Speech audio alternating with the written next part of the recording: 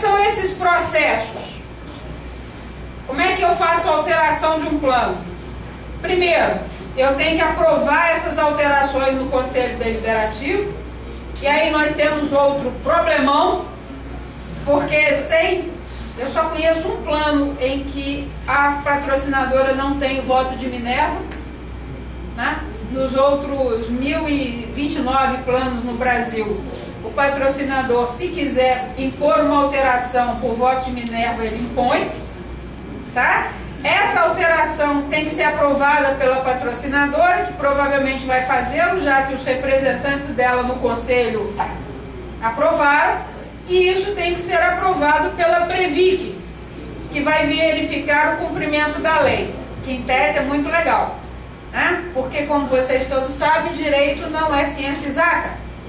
Então, eu digo que uma coisa é ilegal, vai o outro advogado e diz que é legal.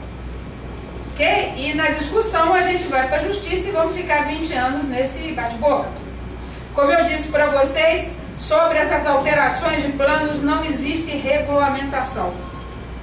O Conselho Nacional de Previdência, que é o órgão encarregado da regulamentação desses processos, nós estamos neste momento trabalhando na regulamentação de alguns desses procedimentos. Eu falo nós, porque o Conselho ele é formado por 5 representantes do governo, representante da ABRAP, representante da APEP, que é patrocinadoras, e representante dos participantes, cujo assento hoje é ocupado pela ANAPAR.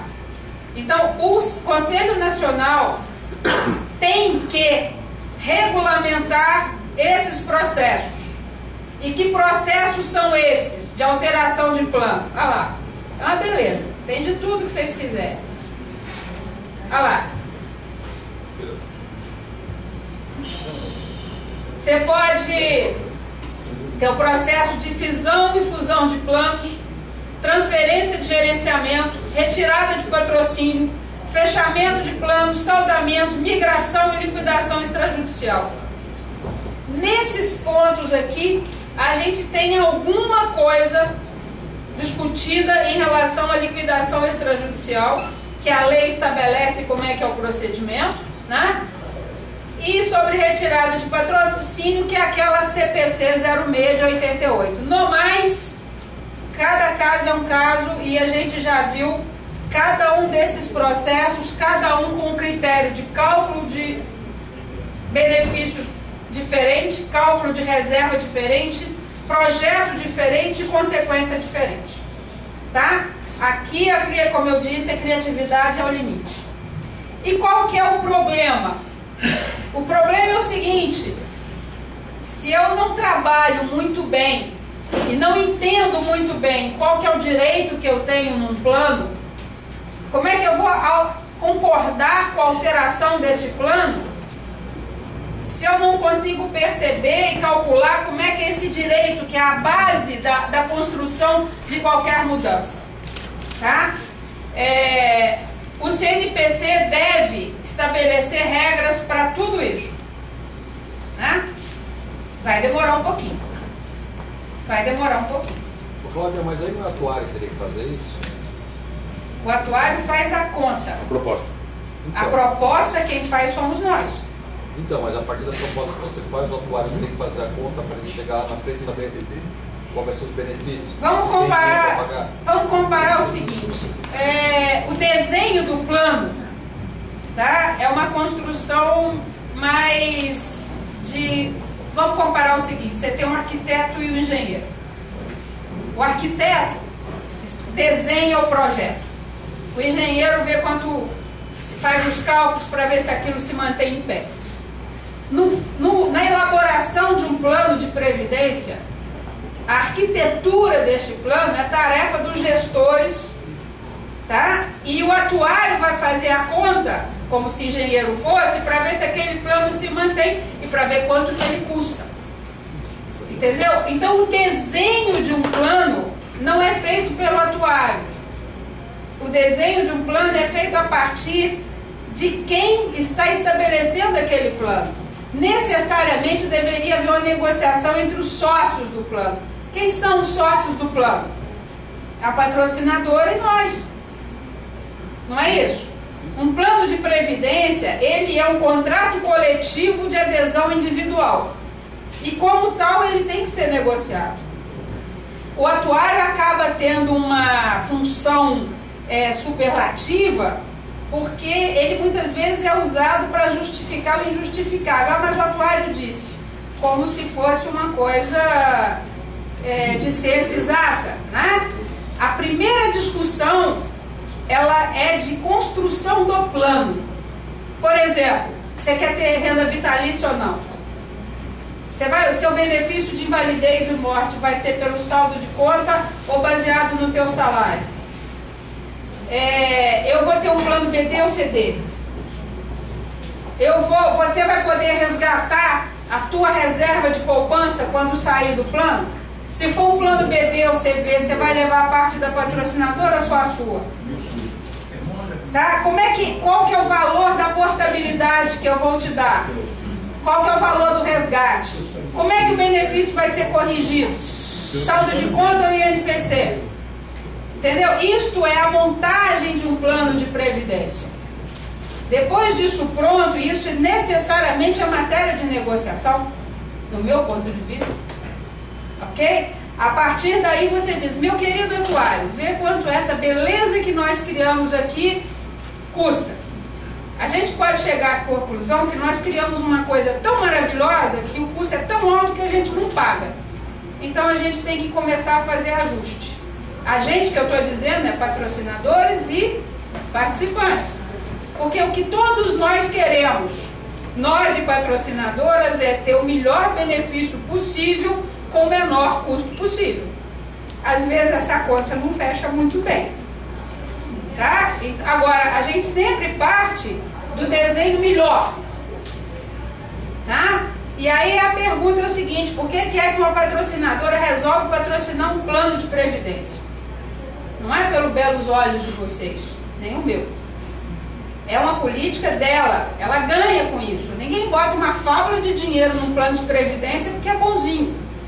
Mesmo porque nem esse sistema de previdência complementar não foi nenhum socialista que inventou. Tá? Isso é uma ideia dos capitalistas mais capitalistas que a gente conhece, que são os americanos. Tá? Porque ele tem dois objetivos: garantir o mercado depois da aposentadoria e fomentar a poupança interna durante a capitalização. Ok? Então, assim, não é a favor a gente ter previdência complementar. A empresa está ganhando com isso. Ela é um diferencial de mercado. Agora, esse diferencial de mercado não pode ser tão caro que passe a ser um problema para ela. Por isso é que eu te digo, você constrói um plano e depois a gente vai ajustando para chegar lá. Tá? E a mudança do plano passa exatamente por isso. Pelo menos deveria. O que a gente vê no Brasil, né, pela distorção da regra de governança que a gente tem, não é isso.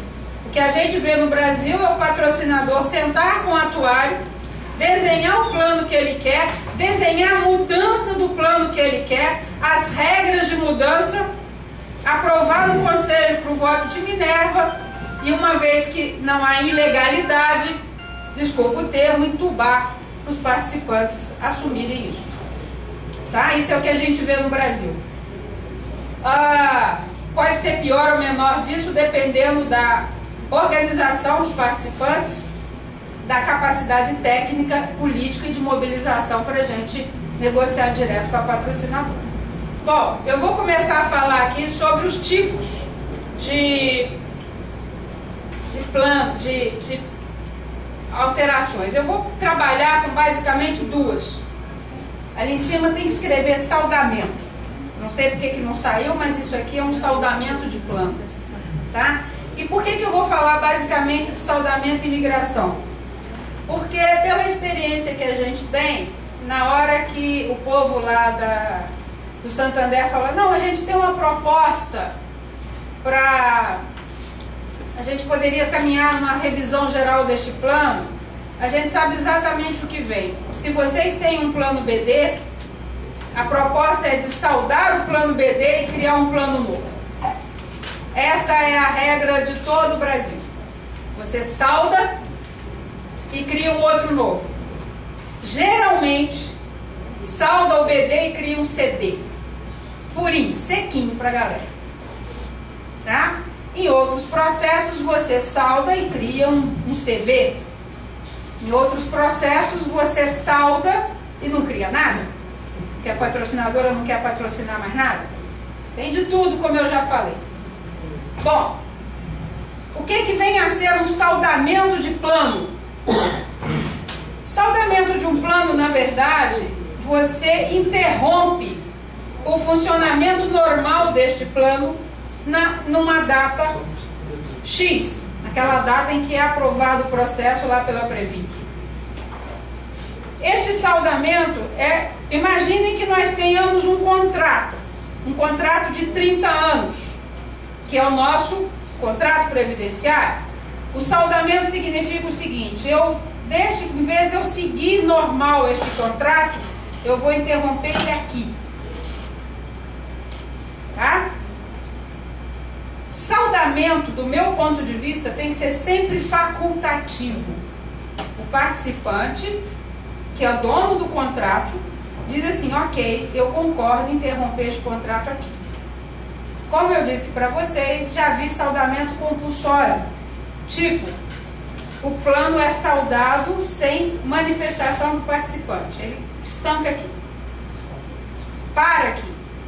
Na visão da ANAPAR, saldamento compulsório só é possível em um único caso: onde haja consulta ao conjunto dos participantes e que, por ampla maioria, eu estou falando ampla que nem acordo coletivo, as pessoas digam assim: ok, a gente concorda com esse saldamento.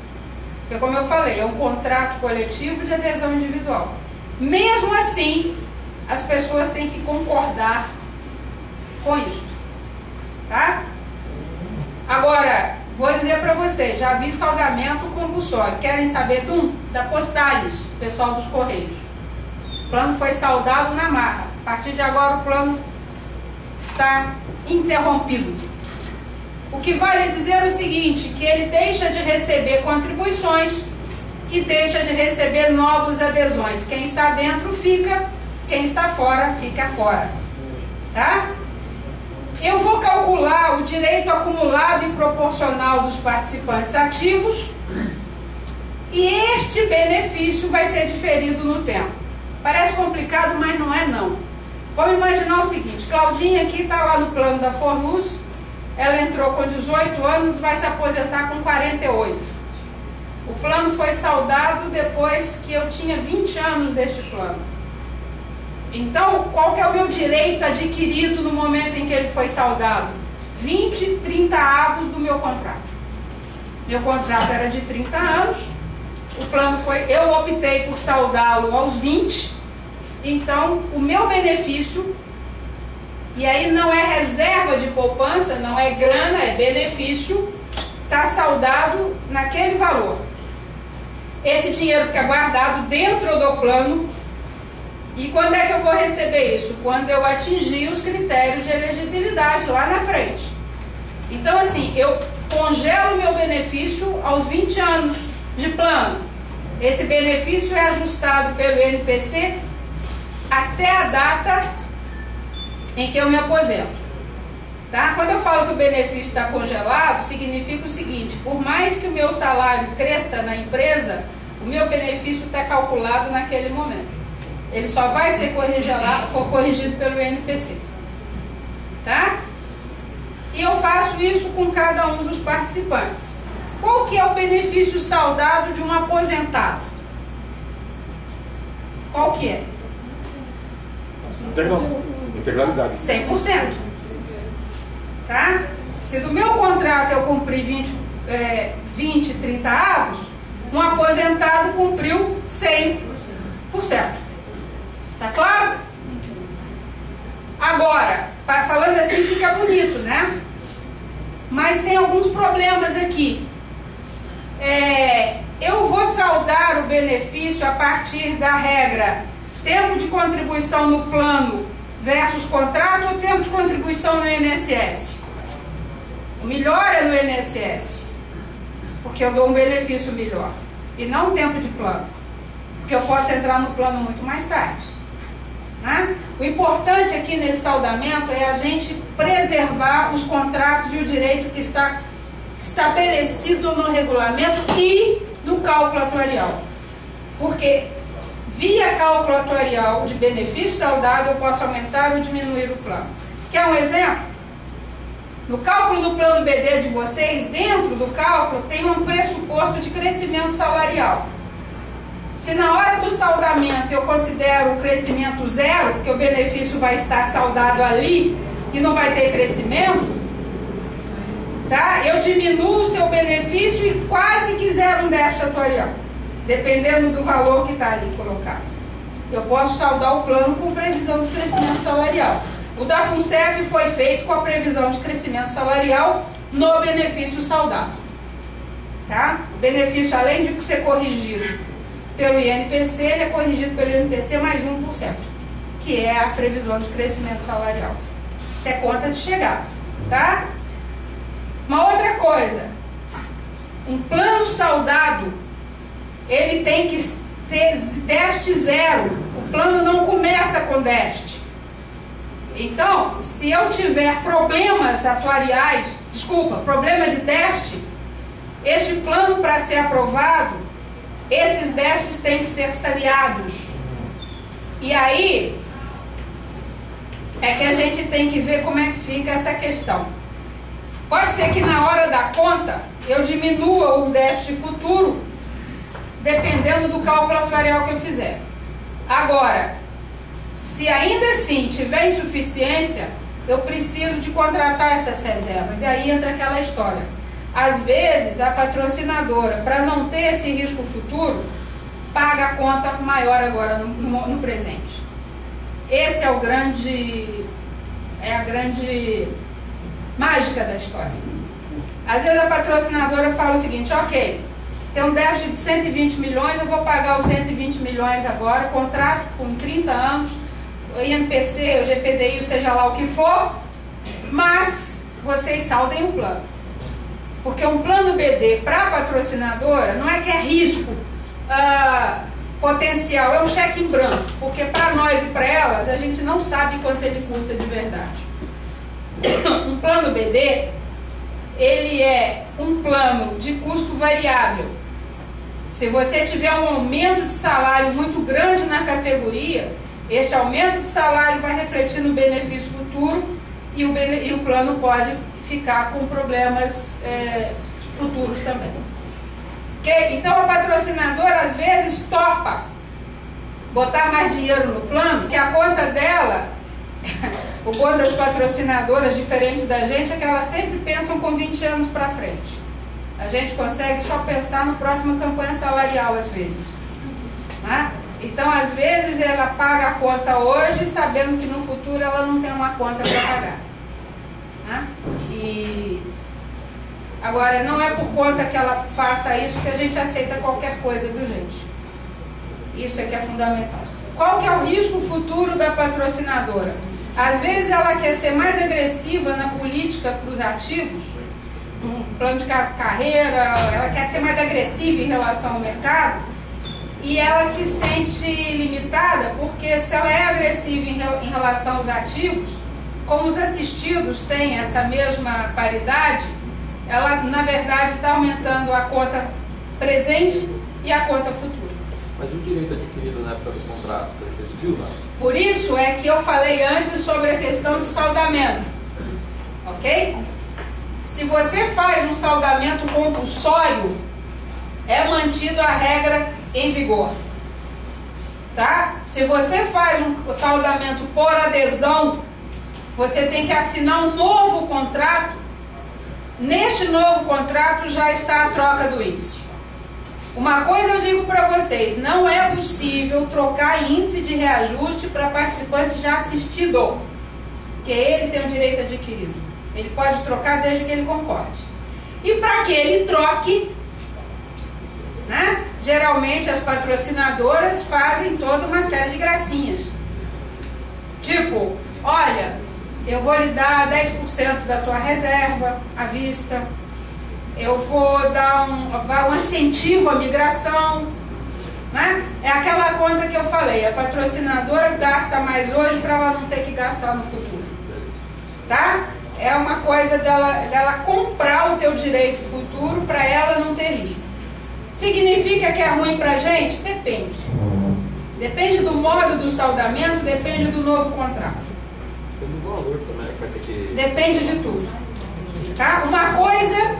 Uma coisa que eu, Cláudia, não aceito em hipótese alguma, e isso acontece, é você comprar o direito à renda vitalícia. Porque tem planos que o pessoal faz, os aposentados em BD com renda vitalícia passarem para planos CDs sem renda vitalícia. Né? Isso eu acho inimaginável, mas a gente vê acontecer. Tá? O título dessa telinha é a tal da migração entre planos.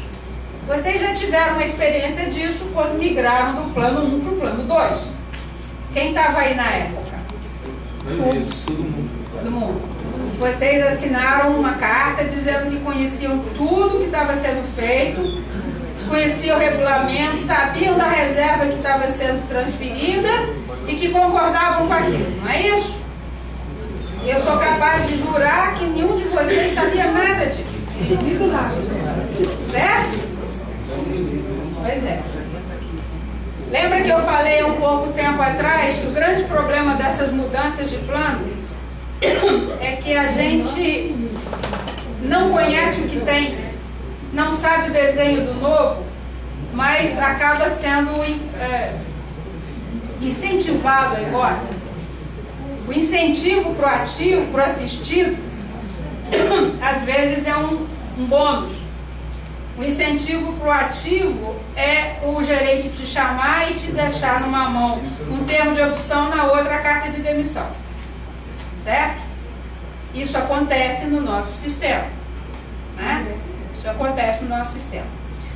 Quando a gente faz a migração de um plano, o modelo clássico e o melhor que tem é o seguinte: eu desenho um plano numa outra modalidade. Pode ser um BD, pode ser um CD ou um CV.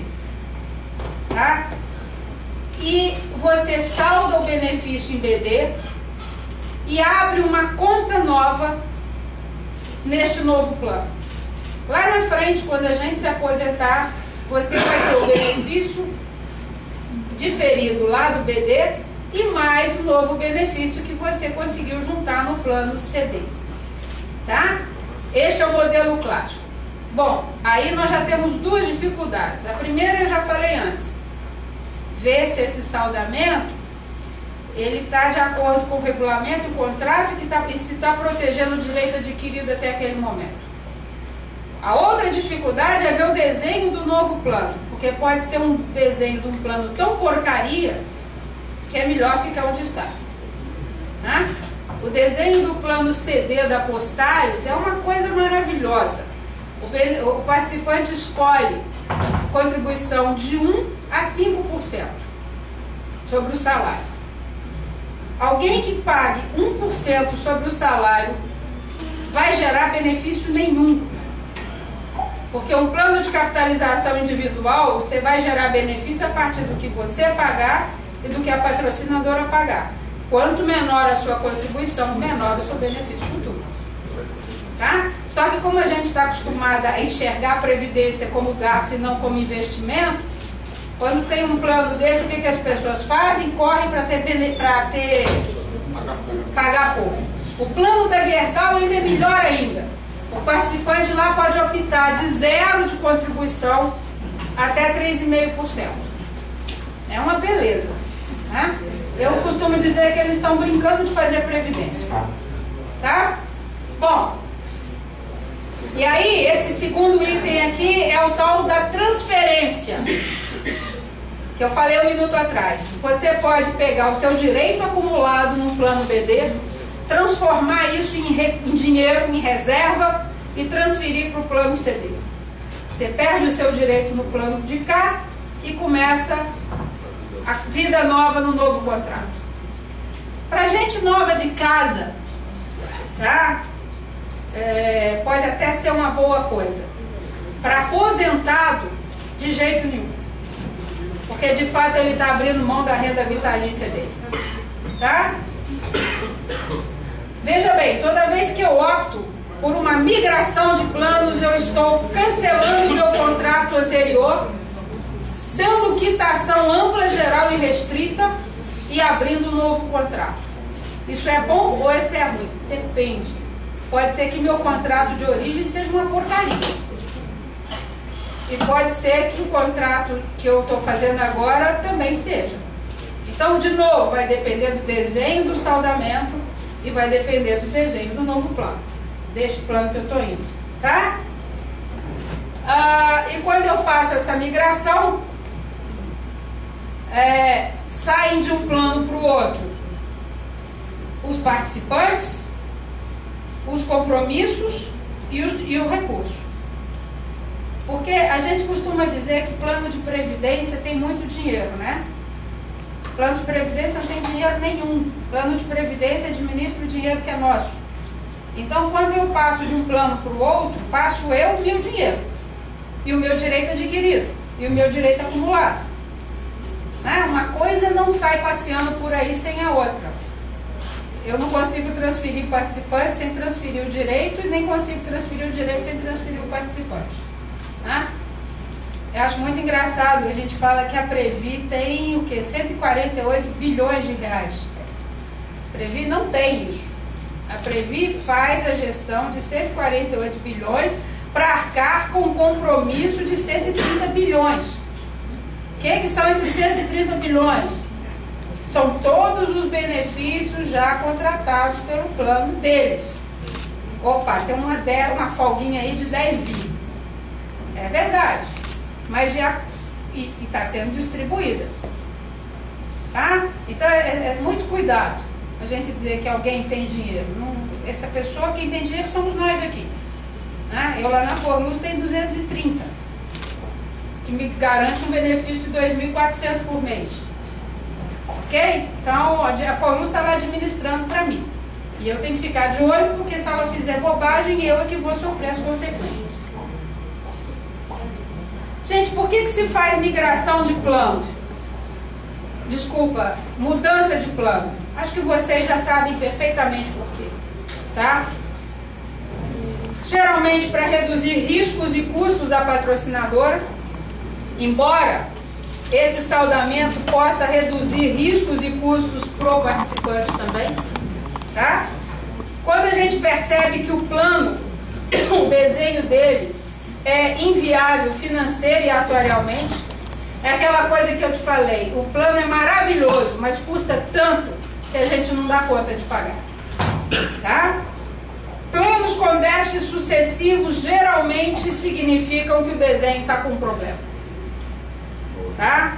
Porque plano não é para dar déficit. Se ele dá déficit, tem algum problema na estrutura dele. É que nem um prédio de apartamento que toda hora tem um mofinho na parede.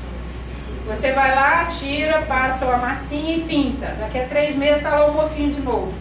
E você vai fazendo isso. Você pode ter certeza que tem um cano furado lá dentro. Então é melhor abrir a parede, quebrar, tirar o cano, trocar, porque senão vai ficar gastando dinheiro com massa corrida e tinta a vida inteira. Plano de previdência, não basta ver que tem déficit. Tem déficit porque que é, onde é que está. O de vocês eu não tenho dúvida. Mas grandes, talvez a maior parte dele vem de serviço passado, não pago e não contratado. Tenho a menor dúvida. Isso daí né? Pode ter outras causas? Pode. Pode. Ele pode gerar benefício maior do que eu estou pagando.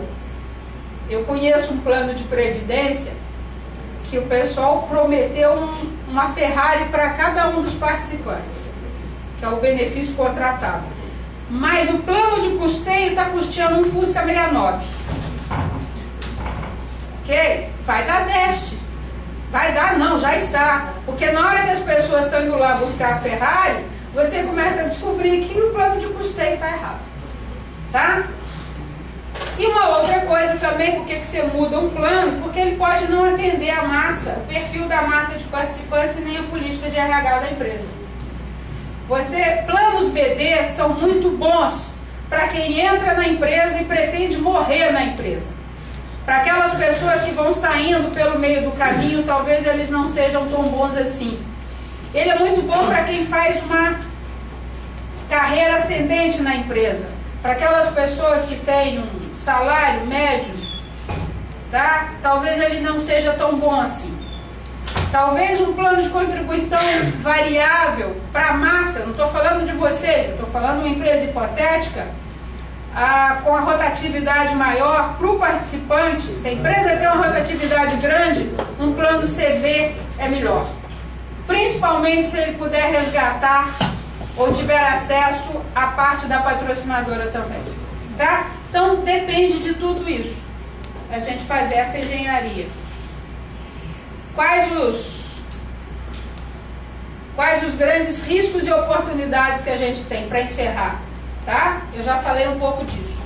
Tomar cuidado no critério utilizado para cálculo do direito acumulado, porque ele pode reduzir o benefício da forma como for feita, né? A maior parte dos nós não sabemos o que nós temos de direito. Então a patrocinadora diz assim, olha, eu vou te dar tantos por cento, tantos R$1.000 para você mudar de plano ou saldar. A pessoa ri de uma orelha a outra, oba, ganhei. E está sendo literalmente roubado. Tá? Só para dizer uma coisa, na época que nós saldamos nosso benefício na Forlux, eu podia transferir meu direito adquirido na Forlux, ele era de, na época, R$480 no BD. Isso me dava uma reserva de R$48.000. Tá? Aí a Forlux me deu a seguinte escolha: se você quiser ficar no benefício saldado, você fica com benefício de R$48.000 e R$448.000. Se você quiser transferir tudo para o plano novo, que é o CV, eu te dou a sua reserva de poupança em dobro. Ou seja, o que você pagou multiplicado por 2. O que eu paguei era 10.000. Aí ela disse, olha, eu te dou 20 e você vai para outro plano e abre mão tudo aqui. Bom, a gente negociou com a empresa que ela ia mostrar para a gente os dois valores. O valor da reserva matemática, que era os 48, e o valor da reserva de poupança dobrada. É óbvio que faltavam 10 anos para eu me aposentar. Se eu transferisse para lá 20.000, eu estava entregando os presentes 28 para a CEMIG, para a Forlux. Eu não fiz isso. Lá na Excelsa, a migração da Excelsa, eles falaram para as pessoas o seguinte, olha, eu te dou o que você pagou e mais o que a empresa pagou para você e te dou um bônus de 50% em cima disso. E a galerinha, todo mundo saiu do BD e foi todo mundo para o plano CD puro. Só que eles não informaram qual que era o valor do benefício da reserva de matemática.